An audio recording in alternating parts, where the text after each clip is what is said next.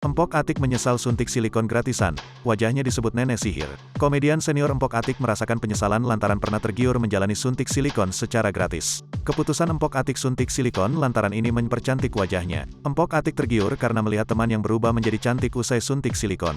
Ada teman yang maaf tadinya mukanya di bawah rata-rata, tiba-tiba begitu ketemu. Cantik banget kayak bule, kata Empok Atik, dikutip dari YouTube Trans TV Official. Kamis, tanggal 18 Agustus tahun 2022.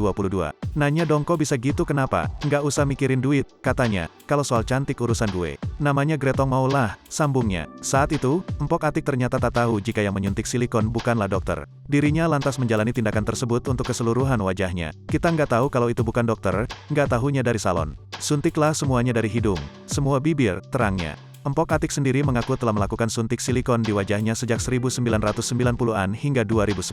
Sampai akhirnya wanita 66 tahun ini diberitahu oleh orang lain bahwa wajahnya menjadi seperti nenek sihir. Teman-teman bilang, muka lo aneh itu udah membel semua, udah turun semua. Katanya dia bilang gitu, ujar Empok Atik. Lo konsultasi ke dokter, kayaknya bisa kanker tambahnya. Setelah ke dokter, Empok Atik juga diberitahu tentang kondisi wajahnya yang memang berisiko terkena kanker jika tidak segera diangkat.